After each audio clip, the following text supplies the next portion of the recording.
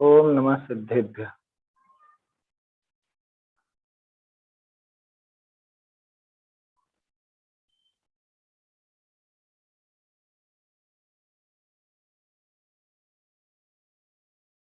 मंगलमय मंगल करण वीतराग विज्ञान, नमोता ही जाते भय अरहंतादि महान।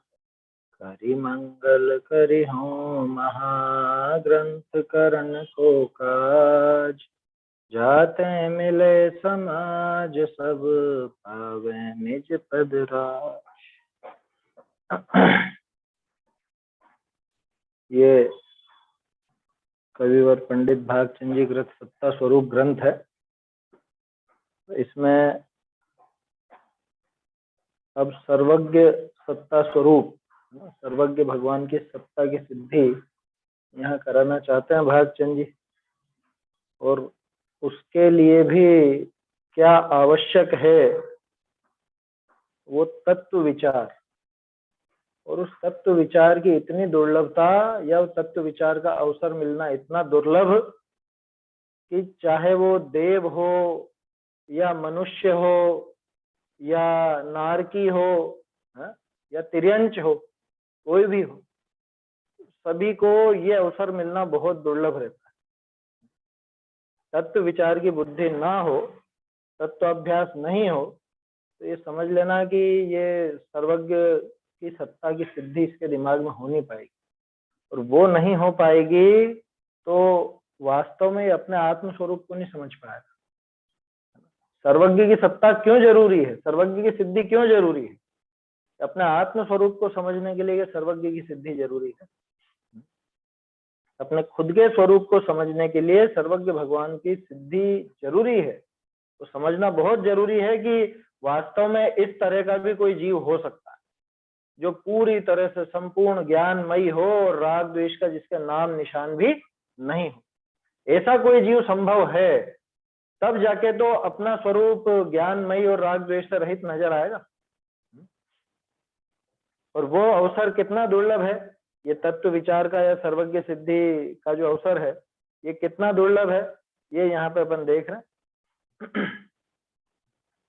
इसमें मनुष्य पर्याय की बात कल अपन कर रहे थे कि मनुष्य पर्याय में भी जीवों को तरह तरह की बाहरी अनुकूलताएं मिल जाती हैं, बहुत चीजें सध जाती हैं, लेकिन फिर भी इसको तत्व विचार का यह अवसर मिलना दुर्लभ रहता है।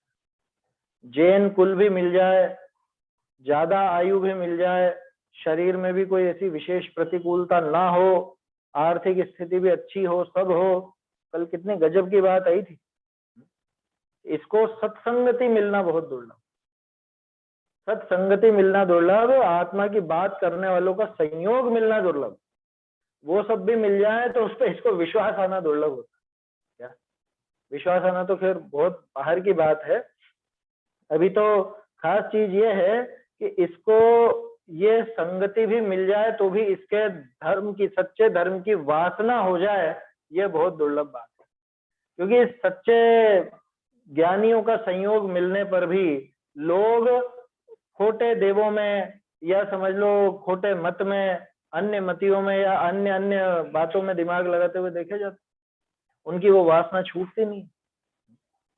आज ही एक प्रकरण देखने में आया, कोई स्थान है और पुराने वहां पे प्रतिमाएं हैं, महावीर स्वामी की प्रतिमा है, तो लोगों ने उसको छोटे महावीर जी नाम दे दिया। क्या महावीर भगवान को छोटे महावीर, वो बड़े महावीर जी में जो तो बड़े महावीर जी, और ये छोटे महावीर एमपी में है कहीं पर। आया समझ में? वो छोटे महावीर जी नाम दे दिया। अब सोचो ये विनय है कि अविनय है? इनको देव का स्वरूप भी पता है। महावीर भगवान, पहली बात तो यहाँ के महावीर भगवान और वहां के महावीर भगवान में अंतर है? और फिर एक महावीर भगवान छोटे और एक महावीर भगवान बड़े, ऐसा? या वहां वाले तो वो सिद्धि करेंगे और यहाँ वाले सिद्धि नहीं करेंगे, ऐसा है संभव? अरे महावीर स्वामी छोड़ो, जितने भी अरहंत हैं, जितने भी तीर्थंकर हैं, उन सबका एक ही स्वरूप है। उसमें रंच मात्र भी फेर माने तो गजब का ग्रहित मिथ्या दृष्टि जीव है। यहाँ के आदिनाथ जी और कहीं और के आदिनाथ जी में, यहाँ के महावीर स्वामी और कहीं और के महावीर स्वामी में, यहाँ के शांतिनाथ जी और कहीं और के शांतिनाथ जी में कोई फर्क मानता है तो ग्रहित मिथ्या दृष्टि है, जबरदस्त ग्रहित मिथ्या दृष्टि। वो जीव सम्यक्त्व का पात्र नहीं है, इसलिए जरूरी है ये सर्वज्ञ सिद्धि। और ये सर्वज्ञ सिद्धि समझने जैसा अवसर मिलना भी बहुत दुर्लभ। क्यों दुर्लभ? क्योंकि देख लिया ना, अच्छे अच्छे संयोग भी मिल गए इसको, ज्ञानियों का संयोग भी मिल गया, लेकिन मिथ्या धर्म की वासना कहाँ छूटी। अरे सच्ची जगह पे आके ही अपनी अपनी पता नहीं जाने क्या क्या वासनाएं लेकर के बैठे। वासना माने वो अभिप्राय, खोटा अभिप्राय, तो मिथ्या वासनाएं बनी रहती। सच्चे देव के यहाँ आकर भी इसको कुदेव की बुद्धि नहीं छूट, सच्चे शास्त्र पढ़ करके भी इसको खोटे शास्त्रों की रुचि, या सच्चे गुरु के पास आकर के भी गुरु आदि का पक्ष नहीं छूटता। कैसी कैसी बात आई थी। और भी लिखा था कि भाई इसको यहाँ पे संयोग मिल भी गया तो भी यहाँ पे भी बहुत विपरीतता आ गई है। मिथ्या धर्म तो जैन मत में भी चल पड़ा ना, खोटी मान्यता यहाँ भी चल पड़ी, खोटी प्रवृत्ति, उनसे बचना महादुर्लभ। खोटी प्रवृत्ति कैसी? तरह तरह के नाम लिए थे, ढूंढिया और काष्ठा संघी इत्यादि, रक्तांबरी, पीतांबरी, श्वेतांबर आदि, वो सब नाम लिए कि भाई इनसे बचना दुर्लभ। बहुरी ताते भी बचे तो कुल क्रम करी हुआ पंचायती के आश्रय मिथ्या देवादिकते तो बचे मोटे भागे। क्या कहा? मोटा भाग मतलब बड़ा भाग। मोटा का अर्थ बड़ा होता है, ध्यान रखना। पुरानी भाषा में तो, गुजराती में तो आज भी मोटा माने बड़ा ही होता है। मोटा भाई बोलते हैं ना, मोटा मतलब बड़ा, नाना माने छोटा। क्या? नाना शब्द का एक प्रयोग का बहुत हास्यास्पद किस्सा है। कैसे हस्तलिखित ग्रंथों का अनुवाद होते समय गड़बड़ हो जाती है, ये देखना हो तो पहले शायद मैंने बताया था आप लोगों को, मोक्षमा प्रकाशक जब अपन लोग पढ़ रहे थे, शायद छठे या सातवें अधिकार के आखिर में, शायद छठे या सातवें के आखिर में था, इस प्रकार नाना मिथ्या दृष्टियों का कथन किया, ऐसा टोडरमल जी ने लिखा था ढूंढारी में। और पुराने जो हिंदी अनुवाद छपे थे उनमें तो ठीक था, नाना माने तरह तरह के, अनेक प्रकार के। और किसी गुजराती ने अनुवाद किया होगा तो उसने छाप दिया इस प्रकार, छोटे मिथ्या दृष्टियों का कथन पूरा। क्या? छोटे मिथ्या दृष्टि और बड़े मिथ्या दृष्टि क्या है वहां? वो छपा था ना, सोनगढ़ से एक छपा था, उसकी पीडीएफ है, उससे मिलान किया था तो संशोधन पत्र में दिया है। तो वो नाना का अर्थ छोटा अलग जगह पे अलग प्रकरण में लेना है ना, तो मोटा माने बड़ा। अब यहाँ कोई सोचे कि मोटा भागे, मोटे भागे, ये तो अनुवाद बनाए कोई तो कि मोटे लोग भाग गए, ऐसा करने लग जाए कि नहीं, मोटा भाग मतलब जिसका बड़ा भाग्य हो, बहुत भाग्यवान हो, वो ये मिथ्या देवादिक के आश्रय से बचता है। अरे सच्चे जैन कुल में पैदा होकर के भी बहुत बड़ा भाग्य है जिसका वो मिथ्या देवादिक से बचता है। नहीं तो आज देख लो ना आप अपने जैनी भाइयों के घर पे जाके, किसका घर है जहाँ पे गणेश वगैरह की पूजा नहीं हो, किसका घर है जहाँ पे दिवाली की पूजा नहीं हो, बही खाते नहीं पूजे जाते हैं। बहुत कम लोग मिलेंगे, स्वाध्यायी ही मिलेंगे, इनके अलावा तो मिलेंगे ही नहीं। ऊट पटांग किसी भी देवी देवताओं को मान लेते हैं, थोड़ी सी तकलीफ आती है और पहुंच जाते हैं वहां पर। इसलिए लिखा है कि मोटे भागे, वहां से बचना तो बहुत बड़े भाग्य की बात है। ये तो तुम्हारी किस्मत है जो तुम बचपन से नहीं लगे। ये तो लोगों के जाके देखो, और कुछ नहीं तो कैलेंडर के बहाने ही फोटो लगे रहते हैं देवी देवताओं के, होता है ना, घरों में कैलेंडर लगा देते हैं, उसमें गणेश लक्ष्मी और पता नहीं क्या क्या लगा देते हैं, कुदेवी देवताओं के भी लगा देते हैं। क्या कहा? पहले तो कुल क्रम या पंचायत के आश्रय मिथ्या देवादिक, इस पे बात कर रहे थे कल अपन, लास्ट में यही बात हुई थी। कुल क्रम से या पंचायत के आश्रय, कुल क्रम की बात कल बताई थी मैंने आपको, अपने कुल देवी कुल देवता है उनको मानते रहते हैं। पंचायत के आश्रय से कि हमारी गोठ में तो ये होता है, हमारी गोठ में तो ये किया जाता है, ये करना पड़ेगा, इसके बिना काम नहीं चलेगा। तो मिथ्या देवादिकते हैं तो बचे मोटे भागे, वहां से तो बड़ा भाग जो तो बच जाए, परंतु सांचे देवादिकते हैं वैसी प्रवृत्ति, सांची विनय रूप व भय रूप न भई। उनसे तो जैसे तैसे बच भी जाता है, फिर भी इसको सच्चे देव के प्रति इसकी भक्ति वैसी नहीं होती जैसी दूसरी जगह रहती, या वैसा भय नहीं रहता।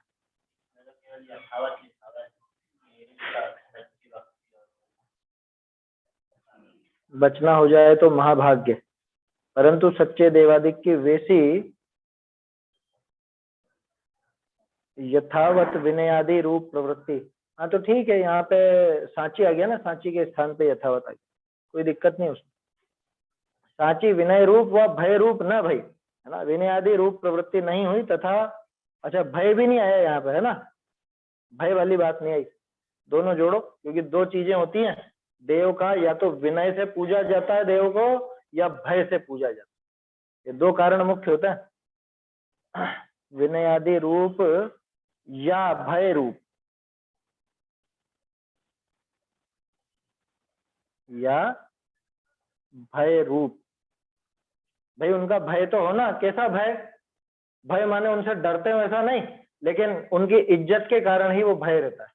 जैसे बच्चों को अपने माता पिता की इज्जत भी होती है, और इस बात का भय भी रहता है कि इनको अपना ये काम अच्छा, मतलब ऐसा नहीं हो कि इनको ये काम बुरा लगे, ये भय भी चलता है अंदर। तो वो जो उनकी इज्जत है, वो इज्जत ही उस भय का कारण रहती है। यहाँ कोई डरने वाला भय नहीं कि अरे कुछ बिगाड़ कर देंगे या कुछ ऐसा। तो जिनेंद्र देव का विनय होना चाहिए और जिनेंद्र देव का भय रहना चाहिए। उनकी अविनय का भय, जैसे पाप का भय होता है ना, वैसा भय। ऐसा भय नहीं कि जिनेंद्र देव कुछ कुछ बिगाड़ देंगे, भगवान कुछ बिगाड़ देंगे, ऐसा नहीं। देखो, परंतु सांचे देवादित्य हैं वैसी प्रवृत्ति सांची विनय रूप व भय रूप न भई। आगे देखते हैं, इसके आगे देखना है अपने को, है ना। बहुरी सो भी कई जीवनी के तो बिना अपने ज्ञान में निर्णय किए ही अज्ञानी साधर्मिनी के संबंध में मगन होए विनय व उज्जवलता व विधि व क्रिया द्रव्य रूप पूजा तप त्याग आदि तिनके ही विषय ही मगन होए रहे। और कई जीव वक्ता के उपदेश अधिक वह घने कहने थे स्वरूप निर्णय भी करे, कहा अपना वक्ता का उपदेश साधिक, एक मिनट, कहा अपने ज्ञान में आगम के आश्रय सीखी याद राखे है, और वस्तु स्वरूप का ज्ञानी मान संतुष्ट होए रहे है, और युक्ति हेतु पूर्वक ज्ञान नहीं करे है, और के युक्ति हेतु भी सीख ले है। तो आगम में कया है तीसों ही निश्चय करी वस्तु स्वरूप ठीक भया मान ले है। सो जिनमत में आगम आश्रय हेतु बाधक कया है, एक मिनट, आगमाश्रय हेतु सबाधक कया है, ठीक है। बहुरी कई जीव बाल गुणनी करी, बाय होगा ये, बाय गुणनी करी व्यवहार रूप वस्तु का युक्ति पूर्वक निर्णय भी कर ले है, परंतु निश्चय आश्रित स्वरूप साचा न भाष्या तितनो मिथ्या दृष्टि ही है। हो गया ना ये। चलिए यहां तक देख लेते हैं पहले, ये पैराग्राफ आज यहाँ पूरा हुआ। क्या कहा, सो भी कोई जीवों के तो बिना अपने ज्ञान में निर्णय किए, कौन सी बात, वो जो अन्य देवादिक से बच गया और सच्चे देवादिक इसको मिल गए, है ना, और सच्चे देवादिक की भक्ति भी करता है, विनय भी करता है। कितने की अन्य की तो बात ही नहीं रही, पहले तो दूसरी बात भी चल रही थी कि अन्य में जैसी इसकी भक्ति रहती है, जैसा विनय रहता है, या जैसा उनके प्रति इसको भय रहता है उनसे, वैसी विनय या वैसा भय यहाँ नहीं दिखता। पहले ये बात चल रही, अब कह रहे हैं कि यहाँ विनय भी है ना, और कहीं पर जाता भी नहीं है, लेकिन वो अपने ज्ञान में निर्णय किए बिना ही, या फिर अज्ञानी साधर्मिनी के संबंध में मगन होए, या फिर कोई अज्ञानी साधर्मी तो संघ में मगन होए लिखा है, साधर्मी के संघ में मगन होकर। हाँ ठीक है, कोई दिक्कत नहीं है, संबंध में मतलब उनके संग में, उनके साथ में, ऐसा लगा लेना, है ना, उनके संबंध में मगन होकर के रहता, मतलब मिल गए साहब, मैं मंदिर जाने लगा, है ना, कुछ दिनों से मंदिर जाने लगा नया नया, और कोई दूसरे साधर्मी थे वो भी मिल गए, अब उनको भी विशेष ज्ञान तो नहीं था, लेकिन साथ के साथ ही करने लगे जो भी वहां क्रिया करनी है, प्रक्षाल आदि या पूजन आदि। तो कुछ उनसे विचारों का आदान प्रदान हुआ, तो जैसा वो कह देते हैं वैसा मैं मान लेता हूँ, जैसा मैं कहता हूँ वैसा वो मान, या उनके देखा देखी मैं करने लगा। बोलो ये होता है ना? क्या कहा? बहुत से जीवों के तो बिना अपने ज्ञान में निर्णय किए ही अज्ञानी साधर्मणि के संबंध में मगन होए विनय व उज्ज्वलता व विधि व क्रिया द्रव्य रूप पूजा तप त्याग आदि 3 विषय ही मगन होए। किसमें लग गए? वो पूजा आदि में लग जाते हैं, द्रव्य पूजा में। वो जो द्रव्य पूजा रूप तो क्रिया यहाँ है नहीं, विनय तथा द्रव्य रूप उज्ज्वलता पूजा है ना? बढ़ाने वाली। हाँ ठीक है, विनय व आगे उज्ज्वलता। लिखा है, हाँ, आगे लिखिए। संघ में मगन होकर, है ना, विनय व उज्ज्वलता, विधि छूट गया इसमें, विधि, विनय तथा उज्ज्वलता बढ़ाने वाली, है ना, क्रिया द्रव्य रूप पूजा। या तो क्या द्रव्य रूप पूजा, द्रव्य रूप पूजा है, तप त्याग आदि सब है तो सही, आदि बाह्य क्रिया में ही, बस वो 2 शब्द छूटे हैं, विधि या क्रिया, ऐसा छूट गया बस। उज्ज्वलता बढ़ाने वाली विधि या क्रिया, बढ़ाने वाली के बाद विधि या क्रिया लिख लीजिए बस।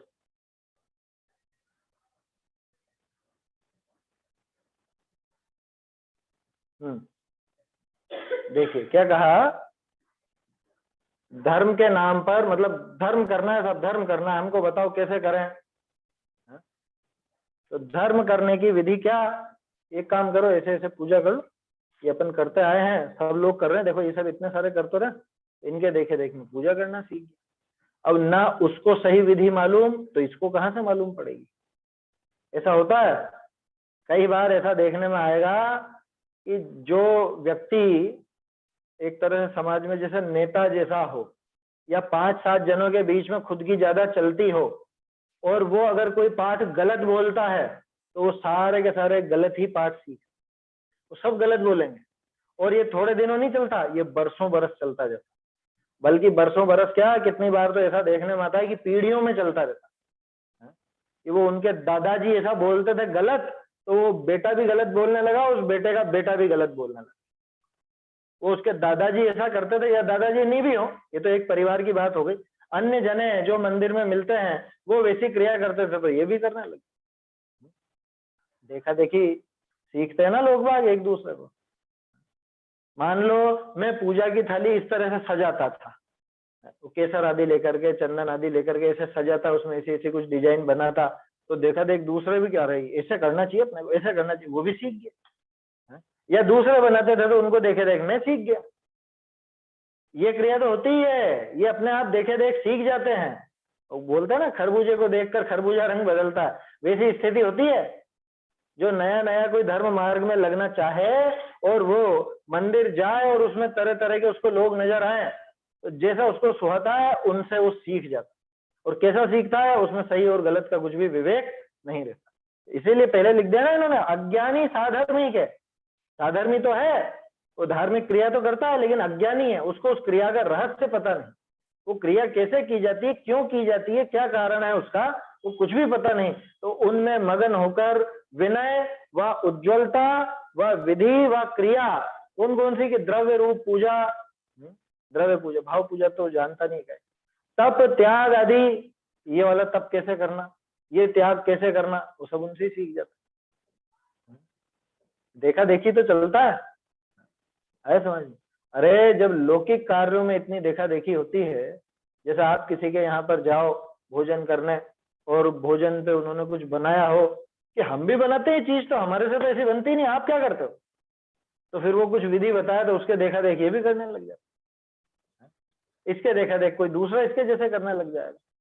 तो ये परस्पर ऐसे आचार्यत्व तो होता रहता है, ना सिर्फ लौकिक क्रियाओं में बल्कि धार्मिक क्रियाओं में।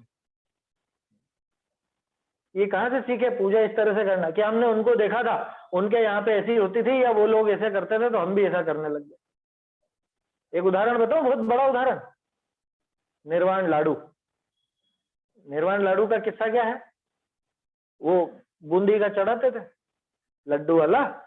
और लड्डू वाला जब दिखा कि अरे नहीं नहीं ये उचित नहीं है, ये तो रांधा हुआ अन्न, रांधा हुआ अन्न भगवान को नहीं चढ़ाया जाता, बनाया हुआ अनाज का, है ना, पकाया हुआ, तो ऐसा तो नहीं चढ़ाया जाता। तो फिर क्या करें कि कुछ लोग शक्कर का चढ़ाने लगे, उनको देखे देख दूसरे भी शक्कर का चढ़ाने लगे। फिर शक्कर में दोष दिखा कि नहीं इसमें भी बहुत जीवों का घात होता है और ऐसा वैसा होता है, तो एक काम करो नारियल का गोला चढ़ा, तो गोले चढ़ाने लगे, कोई दिक्कत नहीं। अब फिर कुछ लोगों को उसमें कुछ कुछ कमी लगी होगी, तो वो क्या करने लगे, एक काम करो इसको ऐसे डिजाइनदार बनाओ, नारियल का गोला डिजाइन वाला बनाओ। अभी 2 साल में लोगों ने ऑनलाइन देख देख के इतनी नकल मारी है उस निर्वाण लाडू की कि आपको पूरी डिजाइन से मिलेंगे। हाँ, और ज्यादा पहले से ही ये ऑनलाइन से तो ज्यादा फैल गया है, उसके पहले भी होता ही था। 4-5 सालों से, विगत 5-6 सालों से लोगों ने देख देख के कि वहां पे ऐसा चढ़ा था, तो एक काम करो अपन भी 15-20 गोले लो, उनको छीलो, उनको आपस में सिल दो, सलमा सितारा लगाओ, गोटे लगाओ, ये लगाओ वो लगाओ, और फिर चढ़ाओ। तो देखे देख और वो अच्छा लगता है तो वो चढ़ाने लग गया। अभी कुछ समय पहले मालूम पड़ा था, 1-2 साल हो गए शायद उस बात को भी, वो वहां पे डिजाइनदार कुछ ऐसी चीजें बनाई, ये प्लास्टिक के आते हैं ना नग वगैरह जो लगाते हैं आर्टिफिशियल ज्वेलरी में, उस तरह के प्लास्टिक की चीजें बना करके और भगवान को चढ़ा रहे। मैंने उनसे कहा बिल्कुल अनुचित है ये, क्यों नहीं, देखो कितना सुंदर है और ऐसा है और वैसा है? अरे सुंदर क्या, वो प्लास्टिक चढ़ाया जाएगा, प्लास्टिक ऊंचा द्रव्य क्या? सबसे पहले पूजा की विधि क्या है ये तो सीखो। प्लास्टिक ऊंचा द्रव्य, भगवान के सामने कौन सा द्रव्य चढ़ाया जाता है? जो ऊंचे से ऊंचा हो वो चढ़ाया जाता है, श्रेष्ठ हो, श्रेष्ठ पदार्थ चढ़ाया जाता। प्लास्टिक तो सबसे हल्का माना जाता, वो चढ़ाओगे भगवान।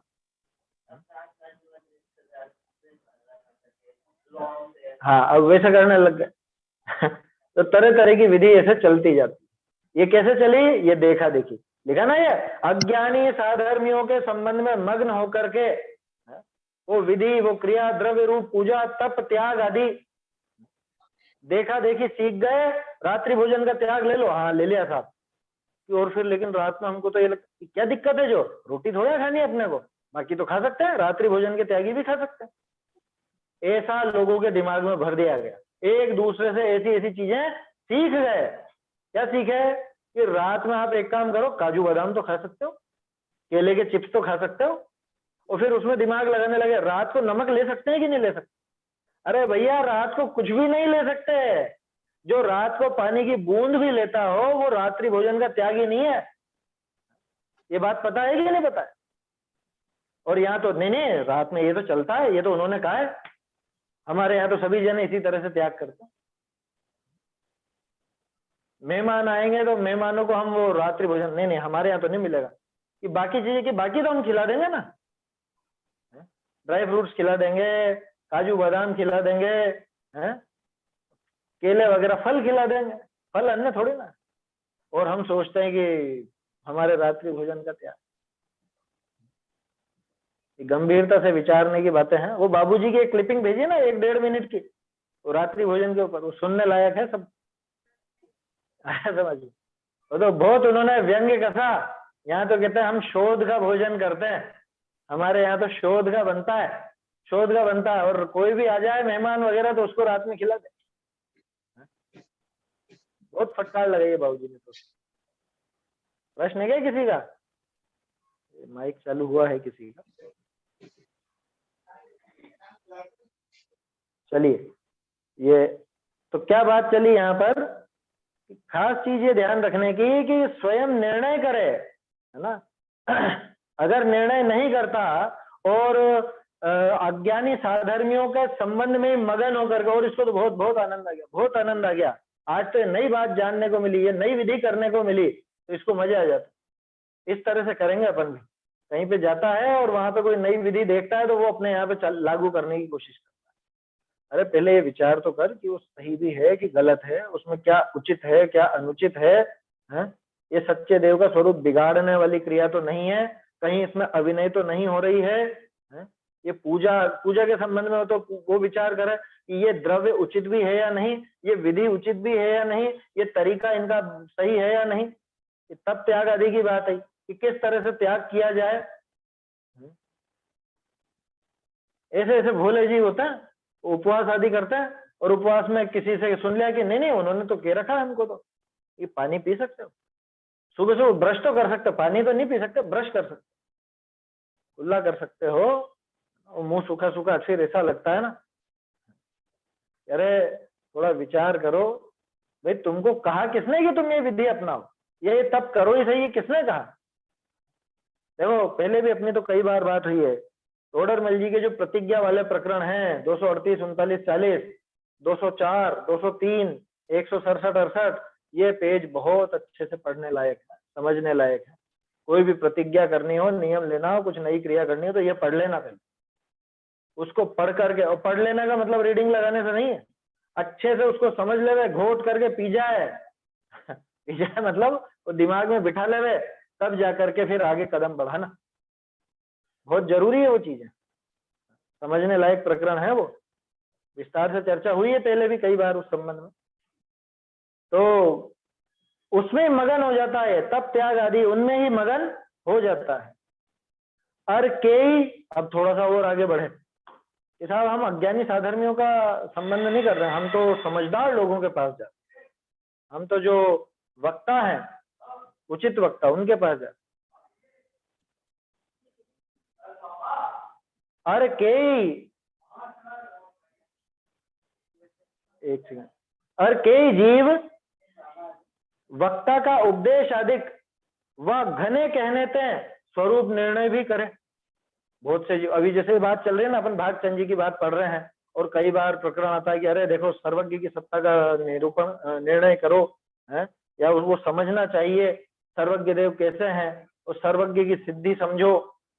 वक्ता के कहने से, बहुत कहने से भी स्वरूप निर्णय भी करता है, लेकिन वहां अपने ज्ञान में आगम के आश्रय सीखी याद रखे है। क्या मतलब कि जैसे तर्क यहाँ दिए वो रट लेता, आत्ममीमांसा पढ़ ली, आत्ममीमांसा में उन्होंने जो तर्क दिए वो समझ लेता है, समझ लेता माने लिखे अनुसार, खुद प्रयोग करके नहीं देखता, उन पे जरा भी विचार नहीं चलाता। देखो अब बड़े से बड़े आचार्य भी हो तो क्या करेंगे, ज्यादा से ज्यादा वो तरीका लिख करके ही तो देंगे, या तर्क युक्तियां लिख देंगे। आगे इसको अपना दिमाग लगा करके उस पर विचार भी तो करना होगा ना, उसी तरह से और भी विचार चलाना पड़ेगा इसको। और ये क्या करता है, ये उस वक्ता के उपदेश आदि या घने कहने से स्वरूप का निर्णय भी कर लेता है। कहा, अपने ज्ञान में आगम के आश्रय सीखी याद रखे। सीख मतलब वो शिक्षा है ना, आगम के अनुसार उस शिक्षा को याद रख लेता है, और वस्तु स्वरूप का ज्ञानी मान संतुष्ट होए रहे। अरे वस्तु स्वरूप का ज्ञान है हमको, कैसे है ज्ञान, ये देखो ये इस तरह से होता है, ऐसा होता, रट ली वो चीजें, रट ली। समझ भद्राचार्य ने जो जो तर्क दिए वो रट लिए मैंने, बोलो हो गया काम। उन चीजों को रट करके मैं सोचता हूँ कि स्वरूप का निर्णय हो गया। कुंदाचार्य देव ने आत्मा का स्वरूप समझाने के लिए जो युक्तियां दी, जो तर्क दिए, वो रट लिए, गाथाओं के हिसाब से रट लिए कि चौथी गाथा में ऐसा, पांचवी में ऐसा, छठी में ऐसा, 15वीं में ऐसा, 38वीं में ऐसा, ये सब रट लिया, मुंह जबानी याद हो गया सब, लेकिन खुद दिमाग नहीं चला। और उतने में मैं खुद को स्वरूप का ज्ञानी मान करके संतुष्ट हो रहा है। बताओ, इसको ऐसा लगता है कि हमें तो स्वरूप का ख्याल है, मुझे तो आत्म स्वरूप का मालूम चल गया। लिखा है ना, समय सार जी ने लिखा, देखो ऐसा लिखा, ऐसा लिखा, वो सारी बातें कर करके इसको लगता है कि मैं स्वरूप का ज्ञानी हो गया, जबकि स्वरूप का ज्ञानी ऐसे कैसे हो जाएगा। सिर्फ वो रटने का नाम अगर स्वरूप का ज्ञानी होना होता तो जाने कितने लोगों ने, अरे वो सब चीज छोड़ो, द्रव्यलिंगी है ना, मिथ्या दृष्टि, कौन, 11 अंग 9 पूर्व का पाठी, उसने क्या ये सब चीजें नहीं पढ़ी होंगी, ये सब चीजें याद नहीं होंगी।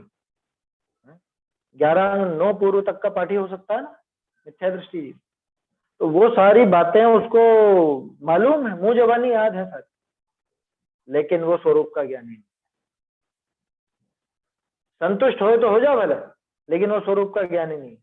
और युक्ति हेतु पूर्वक ज्ञान नहीं करे है। लो, पहली बात तो ये है कि शास्त्र के अनुसार ही तर्कों को रट लेता है, शास्त्र अनुसार ही, शास्त्र में जो जो बातें लिखी हैं उन्हीं के अनुसार खुद को ज्ञानी समझने लग जाता है, उनको रट कर।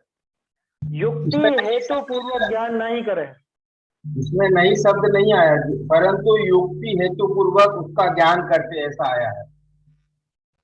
नहीं नहीं नहीं नहीं आएगा ये तो, क्योंकि परंतु क्यों लगाते, नहीं तो फिर उसमें संतुष्ट हो रहे हैं, परंतु युक्ति हेतु पूर्वक उसका ज्ञान, ये सही बात है, ये तो बिल्कुल उल्टा हो जाएगा अर्थ, यहाँ पे नहीं लगेगा, ज्ञान नहीं करता है, ज्ञान नहीं करते है ना, नहीं लगा लीजिए उसको, ज्ञान नहीं करे, स्पष्ट लिखा है नहीं तो, अरे युक्ति हेतु पूर्वक ज्ञान नहीं करे, अच्छा किया आपने पकड़ लिया, ये जरूरी है ये बातें, क्योंकि ये तो अर्थ का अनर्थ हो गया, ज्ञान नहीं करते और इधर ज्ञान करते, बिल्कुल उल्टा हो गया ये। देखिए इसीलिए ये अपन साथ के साथ पढ़ रहे हैं, ताकि सुधार भी हो जाए इन पुस्तकों में, जो पुस्तकें मौजूद है उनमें सुधार भी होता जाए।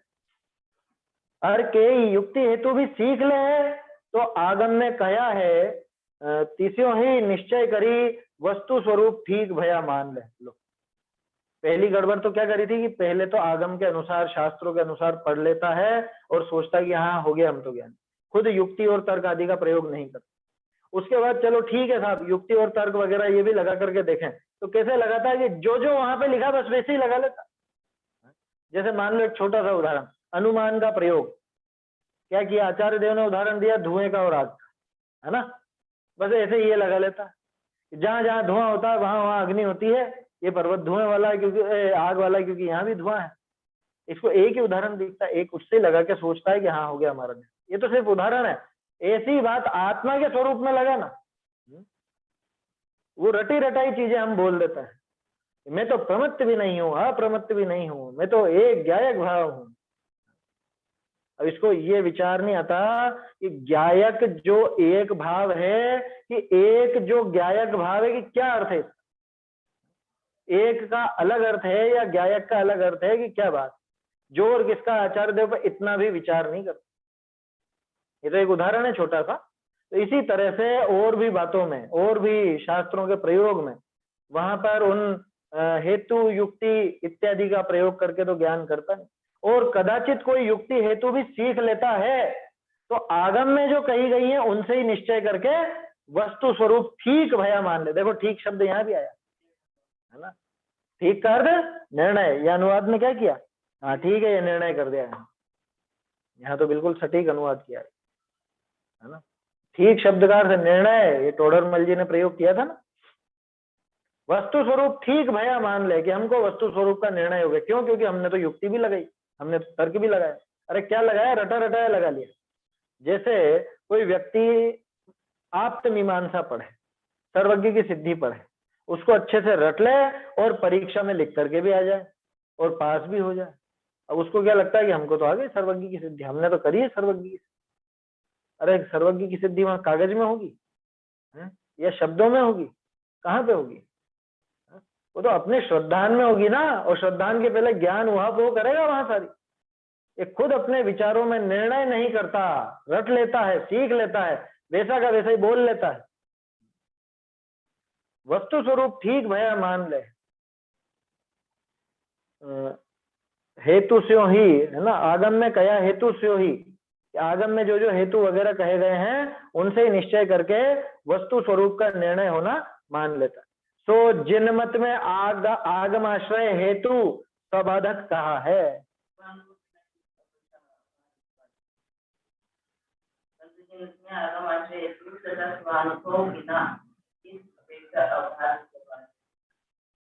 नहीं नहीं यहाँ ऐसी बात नहीं है, ये तो लाइन ही बदल गई यहाँ पे।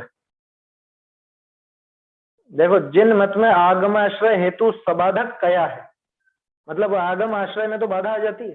क्यों, कि तुम्हारे शास्त्र में लिखा है ऐसा, हमारे शास्त्र में तो ऐसा लिखा।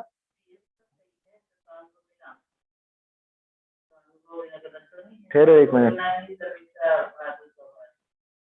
ऐसा निर्णय नहीं करता, वाक्य तो सही बन रहा है ये वाक्य तो इसके अंदर आया ही नहीं। दूसरी प्रति में इसको चेक करेंगे एक बार, है ना, दूसरी प्रति के अंदर भी इसको देख लेंगे। इसको अभी यहीं छोड़ते हैं, इस लाइन को अपन, इस लाइन को और देख लेंगे, अर्थ तो समझ लेते हैं। देखो मूल में तो क्या लिखा, मतलब हस्तलिखित में क्या लिखा है वो मैं आपको बताता हूँ। सो जिनमत में आगम आश्रय हेतु सबाधक कया है। आगम आश्रय हेतु सबाधक, इसका अर्थ समझ में आया? आगम आश्रय रूप हेतु में तो कितनी बाधाएं खड़ी की जा सकती हैं। कोई कहे कि मैं ये बात मानता हूं, ये बात सच्ची है, कि तुम किस आधार से मानते हो? कि इसमें लिखा रहा है इसलिए मानता हूं। कह रहे ये तो किसी ने झूठ लिख दी होगी तो, या तुम इसमें लिखे हुए के अनुसार मानते हो और इस किताब में तो कुछ दूसरा लिखा हुआ है। तो आगम का आश्रय वो लिया जाता है समझने के लिए, उससे वस्तु स्वरूप का निर्णय नहीं हो सकता। बात समझ में आ रही है? निर्णय करना है तो उपयोग को वहां पर लगाना ही पड़ेगा, ज्ञान से उसका निर्णय करना ही पड़ेगा। आगम आश्रय हेतु सबाधक कया है, ये हेतु की बात क्यों करें? ये तो किस प्रकार है यूं कह रहे हैं, यहाँ वाक्य अलग है बिल्कुल। हाँ हाँ अलग है बिल्कुल। हाँ जो है नहीं ना, स्वानुभव वाली बात नहीं है यहाँ पे, बोल तो रहा हूं मैं।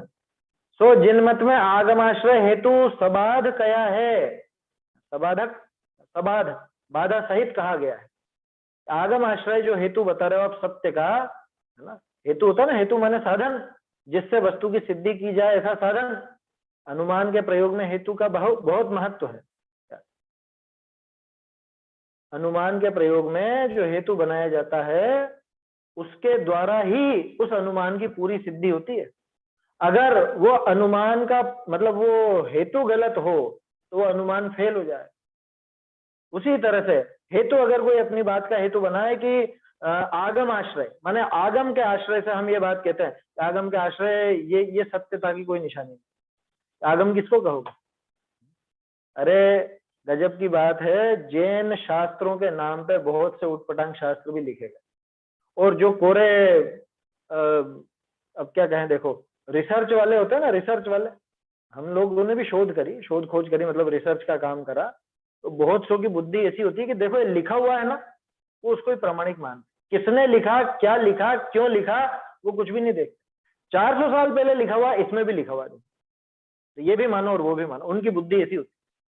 अब अगर आगम आश्रय का हेतु लोगे तो जैसे अपन कहेंगे कि कुंद कुंदाचार्य देव ने तो ये लिखा, शुद्ध आमनाय तो ये है, और कल से कोई 500-600 साल पुराना विषम पंथ का विपरीत आमनाय का ग्रंथ लगा के देखो, इस ग्रंथ में तो ऐसा लिखा रहा है। अब क्या जवाब है? तुम कहते हो कि शास्त्रों में ऐसा लिखा है इसलिए ऐसा करना, तो हम कहते हैं कि शास्त्रों में ऐसा भी लिखा है, ऐसा करो। समझ में आ रही है बात? अरे उलझने वाले हर जगह उलझेंगे, क्योंकि ये तो अपन पहले भी देख चुके हैं कि इस हुंडा उसर्पिणी काल में सच्चे जैन शास्त्रों में भी मिलावट हुई। उनको टोडरमल जी ने भी लिखा, भागचंद जी ने भी बताया कि मिलावट हो गई। अगर आप आगम आश्रय को एक हेतु मानोगे सत्यता का, सत्य अनुमान का हेतु आगम आश्रय बनाओगे, तो दूसरा भी अपने आगम को पेश कर देगा कि हमारे आगम में तो ये लिखा। आगम माने शास्त्र, शास्त्र का आश्रय ही अगर प्रामाणिकता का हेतु हो तो कभी सिद्ध नहीं कर पाओगे बात। इसलिए निर्णय निकालना बहुत जरूरी है ज्ञान। थोड़े दिन पहले मैंने बताया था ना आपको, एक पुस्तक है ऐसी, ऊट पटांग, बहुत ऊट पटांग वर्णन है, हर चीज के तो मंत्र वंत्र दे रखे हैं, क्या हर चीज के 3 बार तो दिन में पान खाओ, कोई दिक्कत नहीं है, पान खाना चाहिए, ऐसे ऐसी विधि तो उसमें बता रखी है, और नाम उसका जैन शास्त्रों में गिन लेते हैं। अब जो शोधी विद्वान होते हैं ना, शोधी माने सूखी शोध वाले, सूखी मतलब नीरस, कि उनके लिए कुंदकुंदाचार्य भी उतने ही प्रामाणिक और उनके लिए 400-500 साल पुरानी किताब भी उतनी प्रामाणिक। तो वो तो कहेंगे नहीं देखो ये बात भी लिखी है, इसको भी मानो, हो जाएगा आगम आश्रय फेल। आया समझ में? आगम आश्रय बिल्कुल फेल हो जाएगा। क्यों? कि आगम आश्रय आपको समझने में काम आ सकता है, लेकिन वस्तु का निर्णय करना है तो आगम आश्रय को आप हेतु नहीं बना सकते। अनुमान प्रयोग में आगम आश्रय कोई हेतु नहीं कहलाता। अरे और तो और छोड़ो, आप ये नहीं कह सकते कि भगवान वीतराग और सर्वज्ञ हैं। कैसे हैं बताओ? आप कहते हो कि समंत भद्राचार्य ने कहा है इसलिए हैं, गलत। आप मीमांसा में लिखा है इसलिए है, कि गलत। तो क्या सर्वज्ञ वीतराग नहीं है क्या? वो तो है, लेकिन सर्वज्ञता और वीतरागता की सिद्धि उस आगम के आश्रय से होगी क्या? बात समझ में आ रही है? आप मीमांसा में लिखा है कि भगवान वीतरागी और सर्वज्ञ हैं, अथवा अरहंत भगवान ही सर्वज्ञ हैं, ऐसा उन्होंने सिद्ध किया है। ये बात कह करके आप सर्वज्ञता की सिद्धि कर लोगे क्या? ये बात कह करके तो नहीं। जो उसमें हेतु दिए गए हैं, जो युक्तियां हैं, जो तर्क हैं, उनको समझिए, समझना पड़ेगा, और समझने के अलावा उस अनुसार और भी तर्क युक्ति अपने दिमाग में चलाने पड़ेंगे, तब जाकर के उस अनुमान की सिद्धि। अरे बहुत कठिन है, बहुत कठिन। कोई कठिन नहीं है, सीधी बात है कि रटंत विद्या का काम नहीं है, भाव भाषण का काम। जो बातें लिखी हैं उनको हम रट रट करके और तत्व निर्णय कहलाना चाहें, ऐसा नहीं होगा। देखा ना, के जीव, एक सेकेंड, हेतु भी सीख ले, है ना, और के युक्ति हेतु भी सीख ले, तो आगम में कया हेतु स्यों ही निश्चय करी वस्तु रूप ठीक भया मान ले है। हो गया, मैं तो वस्तु का निर्णय हो गया, ऐसा नहीं होता। तो जिनमत में तो आगमाश्रय हेतु सबाध गया है। ये कितनी बड़ी बात है, और जैन दर्शन की कितनी बड़ी ताकत है। दुनिया में कोई दर्शन ऐसा नहीं होगा जो ये कहेगा कि हमारे आगमों का मतलब आगम का आश्रय अगर हेतु बनाओ तो वो बाधक हो जाए। आगम आश्रय होगा लेकिन अनुमान में वो बाधक हो जाएगा। शास्त्र में लिखा होना ये प्रामाणिकता की निशानी नहीं है ना। बहुरी के जीव बाह्य गुणनी करी व्यवहार रूप वस्तु का युक्ति पूर्वक निर्णय भी कर ले है।